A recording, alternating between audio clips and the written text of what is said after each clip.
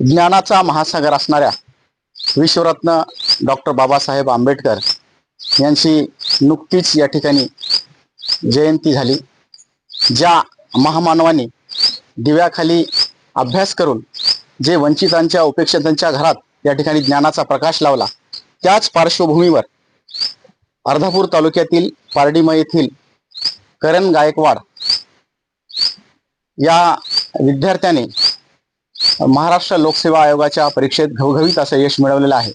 त्याच्याशीच आपण या ठिकाणी बातचीत करायचं। प्रचंड संघर्षातून त्याने हे यश मिळवलेलं आहे।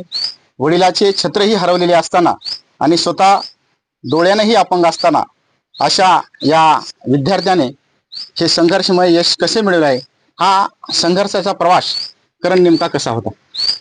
नमस्कार सर, माझं नाव करण तुकाराम गायकवाड।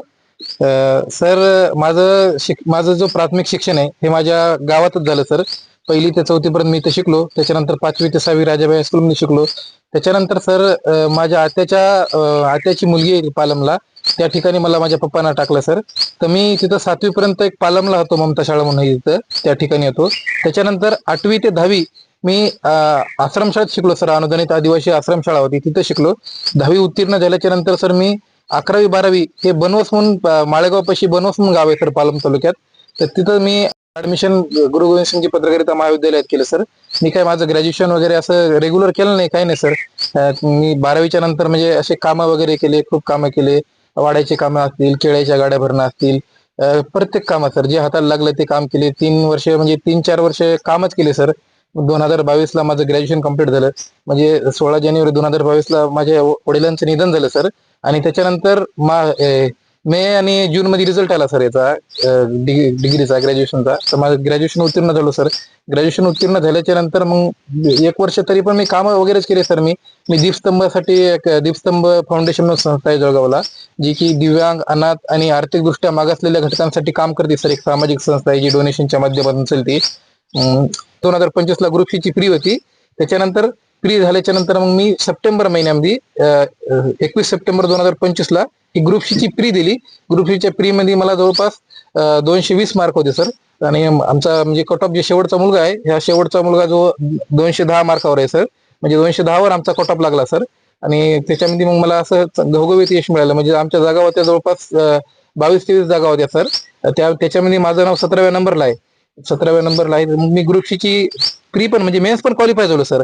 म्हणजे सांगायचं गेलं तर मला दुसऱ्या प्रयत्नामध्ये मी म्हणजे हे यश, ग्रुप सीचं यश मिळवलं सर। आणखीन मला माझा याचा टॅक्सचा पण म्हणजे रिझल्ट वेटिंगवर आहे सर, टॅक्स असिस्टंटचा पण। त्याच्यानंतर आता ग्रुप बीच्या मेन्सला पण मी 17 मेला आहे इथे। 17 मेला 4 जागा आहेत सर। या 4 पैकी मला म्हणजे एसआर साठी 1 जागा आहे आणि एसटीआय साठी 3 जागा आहे। तर मला या म्हणजे आणखीन पण खूप अभ्यास करून नक्की सर मला एसटीआय नाही तर एसआर म्हणजे बनून उभं राहायचं सर आपल्या बरे। त्याच्यानंतर तुझ्याकडे तर एक आर्थिक परिस्थिती अडचणीची, वडिलांचं छत्र हरवलेलं अशी परिस्थिती, त्याच्यात पुन्हा अल्पदृष्टी, असा संघर्षाचा प्रवास। नेमकं तू दुसऱ्या विद्यार्थ्यांना काय प्रेरणा दिसेल? नक्की बघा, आपल्याला जर यश भेटायचं असेल, यश जर मिळवायचं असेल, तर संघर्ष त्याच्यासाठी करावं लागेल। आपली परिस्थिती काय आहे, कशी आहे, म्हणजे आपल्यापाशी 2 टायमाचं जेवायला आहे बस एवढं आहे। परंतु आपल्या अशा खूप साऱ्या शासनाच्या स्कीम होतं, सेवाभावी संस्था होतं, हे आपल्याला शोधता आल्या पाहिजे। हे जर आपण शोधून जर आपण यश प्राप्त केलं, म्हणजे आपण मेहनत केली, म्हणजे नुसतं आपण स्वप्न बघल्यानं काही होत नाही, त्याच्यासाठी आपल्याला सातत्यानं मेहनत पण करावं लागते। आणि आपलं सातत्य हे दिसलं पाहिजे नेहमी। म्हणजे अभ्यास आपण कंटिन्यू अभ्यास वगैरे केला, डोक्यात अभ्यासाशिवाय बस अभ्यास एक अभ्यास। आता माझा असं होतं सर, मी मोबाईल वगैरे काय बघायचो नाही, काही नाही सर।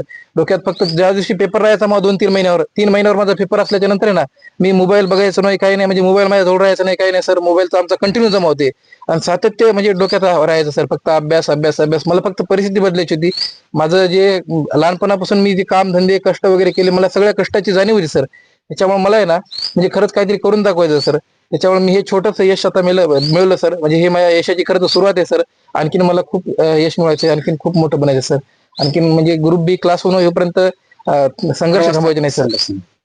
तुझ्या आईचा आम्ही संघर्ष पाहिला, प्रचंड संघर्ष, दुसऱ्याची धुनी भांडी, दुसऱ्याचे इथं काम, अशा परिस्थितीत केला। आजचा दिवस तुमच्यासाठी एक आई म्हणून आनंदाचा, काय सांगाल, काय भावना आहे? खूप खूप छान आहे तर सर। माझ्या मुलांनी खूप कष्ट करून एवढं जे या पदीला जे आले, ते खूप मी त्याचे आभारी आहे सर।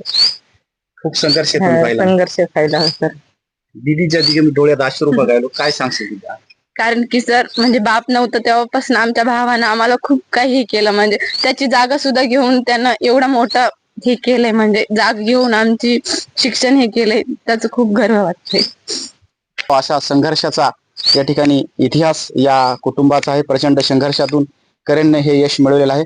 त्याला खूप खूप शुभेच्छा. मी नागोराव भांगे पाटील, नांदेड.